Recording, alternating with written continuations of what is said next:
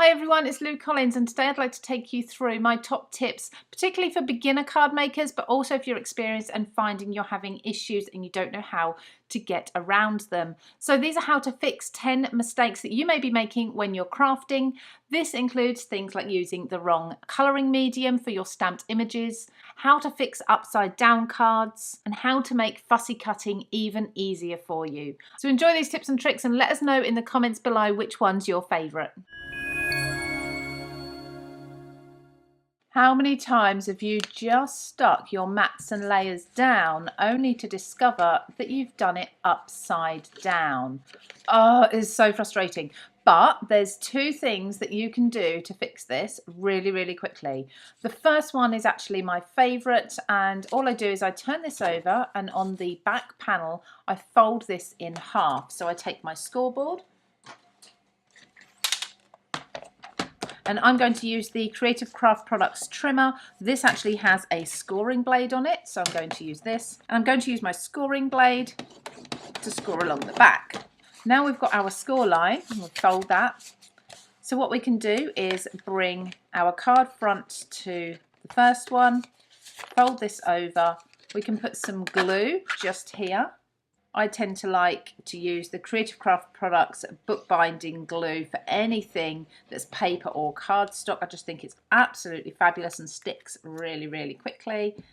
I'm going to push that on there, and once that's dry, we have got a different stand for a card that will stand all on its own. Isn't that just absolutely brilliant? It's such a quick fix as well. You've still got room for your message. Now, if you prefer not to create yourself a card that's a little bit like an easel card, like this, you can do something else instead. So if you've used double-sided tape to stick this down with, you can take your heat tool and you can actually warm up the glue, warm up the tape, and you can usually manage to remove it. So I'm just going to use the heat tool and just warm this up. Takes a few moments. Just ensure you've got no heat embossing that you're going to be affecting on there. And already I can see my tape is starting to gently lift. There you go, how quick is that? So let's do the other end.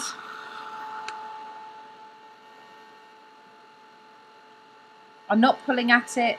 I'm not damaging the cardstock in any way at all.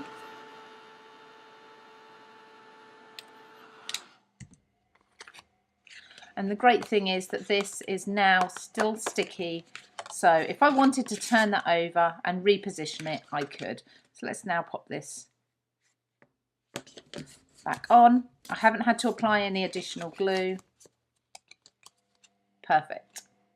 When you're fussy cutting images out, it's very easy to move your scissors around and think you're getting around all the angles, but actually it is so much easier and neater if you keep your scissors facing forwards and just turn the paper. So all you need to do is now and then just open the scissors and gently close them again as you guide the paper around. This is so time saving and much less strain on your fingers and on your wrists. If you like to use sprays that have any sort of mica or powder in the bottom of them, and of course before you use them you're going to need to shake them. Whatever you do, do not shake up and down. That's a really bad thing to do, because what happens is that mica that's sat at the bottom goes up into the tube that's down the middle. So what you want to do with these is just roll them between your hands or shake them side to side. You still get all the powder mixed in beautifully and nothing's going to start clogging up the tube that's inside. Now I could do an entire video just on tips and techniques for ink blending, but here are my favourite ones. So when you're applying ink to your brush or your foam applicator, you want to really load the brush up. If you're just dabbing on like so and start blending, that's really not going to get you much ink at all. That's going to take you a long time to start building that up. So what you want to do is, I like to go around in circles to really get all the angles of the bristles covered in ink, or you could swipe if you prefer, but make sure you're applying a decent pressure and really getting lots of ink build up on your brush. And then let's come to another corner. Look at the difference.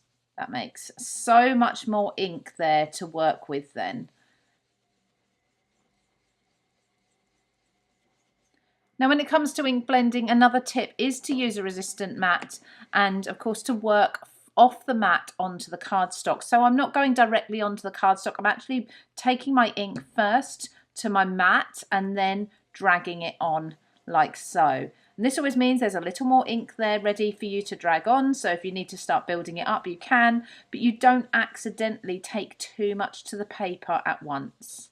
Now if you enjoy heat embossing, there's a few tips that I learned the hard way, and I'm sure many other crafters did as well. So I've just got some clear embossing ink here. I'm going to put it onto the middle of my ink blended background. Just press that down. Now the first thing is, do not rock your acrylic block. If you have a stamping platform, definitely use that because that's going to give you more accurate precision. But if you have a block like this, it's really tempting to rock it backwards and forwards. In an ideal world, you use a block as small as possible for your image or your sentiment and just press straight down. Now you can usually see through where the stamp is actually pressing the paper, so you shouldn't need to rock it around. Now I've done that, I'm going to apply my white embossing powder, and I'm going to tap that into my card base that I just used to capture my powder. And what's happened here is I have got sprinklings of powder all the way around. If I was to heat set this now, that would just look a complete mess. It wouldn't look very good at all. And that's because I ink blended my background, but then I didn't let it dry thoroughly. So what you can do is you can leave this for a little while, start tapping off the excess as this ink dries. Now in theory, this blended ink, which in my case was a Distress Oxide, or if you're using a Distress ink, the ink blending background should dry before your embossing ink dries. So you can remove it all, but that will smudge your embossing ink, and that will take a long time to dry. I would say just keep tapping, give it a little while, then tap again and wait. And it may be that you're left with just your sentiment embossed as you wanted.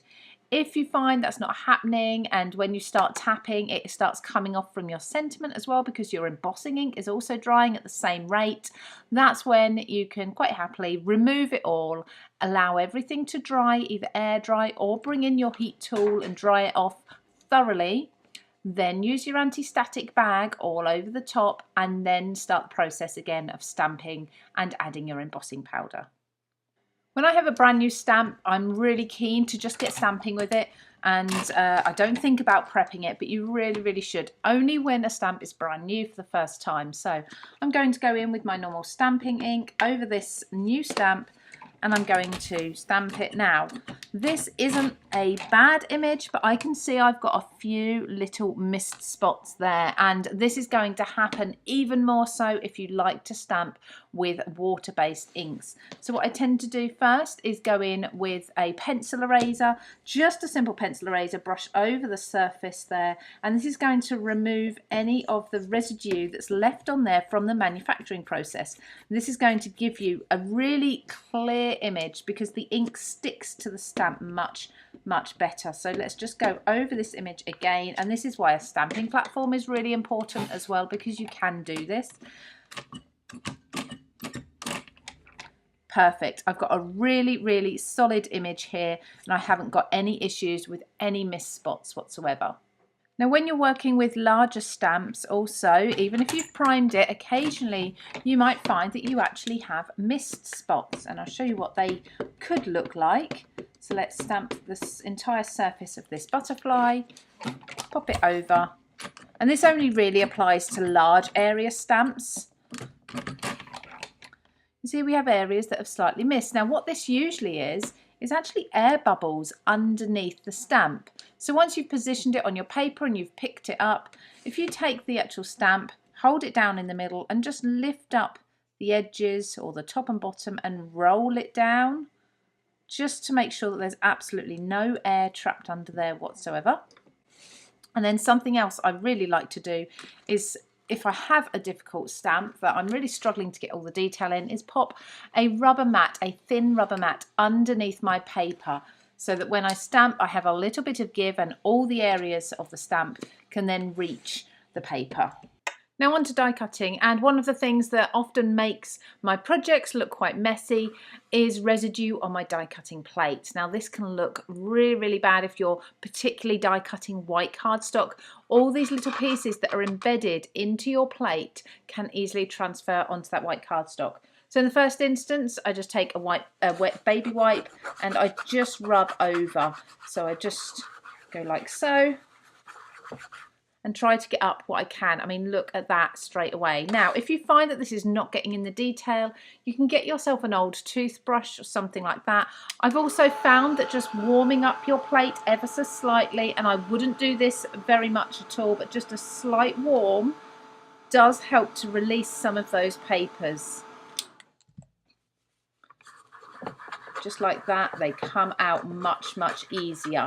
So a lot of people suggest putting your plate into hot water for a little while, and then a lot of the paper will come away. That's great because that will also soften the paper as well, make it easier to get out. But I would do this on a regular basis. I would be doing this around every week or two, but obviously depending on how much you die cut. And did you know there's actually a right and wrong way of scoring or folding your scored lines? So once you've scored, usually we would just fold in on ourselves, but actually that's not the right way to do it. Apparently, folding over this way makes for a much better and neater fold. Now I always use the edge of my bone folder just to smooth down those creases. And let's take a look. We have no cracking at all, and we have a really nice fold. Now the last and probably the most confusing thing of papercraft and card making is which inks to use when you're stamping and then colouring in images. So I've stamped with 4 different inks. As you can see, some of them are fresher ink pads than others, some of them are darker. This one definitely needs replacing soon, but I've used a VersaFine, a Memento, a Distress ink, excuse the label, but that's my Distress ink, and a StazOn. Now the StazOn is solvent. The Distress ink is water-based, and that's a dye ink. This is also a dye ink, and this is a pigment ink. Okay, so what I've done is I've stamped all 4 images the same on the same paper, and I've started colouring in with both watercolours. So that's this right hand side wing on these 2 and alcohol pens on the left hand wings. Now you can see with the top 2, VersaFine and Memento, I can use both colouring mediums absolutely fine, no issues there. We've got a very slight amount of maybe bleeding with the watercolour on the pigment, but that's probably just because I didn't let it dry enough. If you heat set that, it'll be absolutely fine. Now with the Distress ink, this is water-based, so I already know that if I am to apply water to this, and I'll stick to the same side, I am going to get quite a lot of sort of a ghost line, so it's going to start bleeding into the water. Now that may take a few moments, so you'll think, oh, it's all good, I'm fine, I can carry on painting. That's had no effect on it. But as that soaks into the paper and starts to react with the ink, what you'll find is after a very, very short time, that ink is just going to start bleeding through. So we'll come back to this in just a moment when we can see the effects there.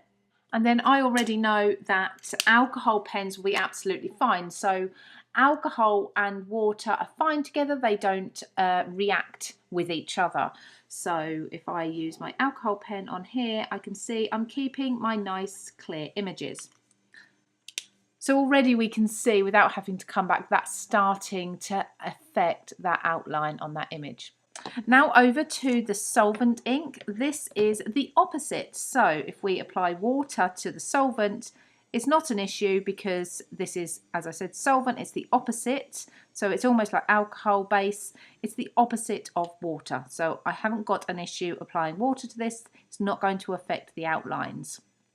But alcohol pen, particularly if you saturate the paper, that is going to start affecting your lines, because alcohol and alcohol, one reacts with the other. So again, as with the watercolor, you'll find that that will very soon start having an effect on that outline in the same way as it did with the water here. So those outlines won't remain clear, particularly if you're ink blending and you're really sort of blending into the paper and rubbing that. That's just going to start giving you these really blurry lines. So make sure whichever medium you're using for colouring stamped images, you choose the appropriate ink pad.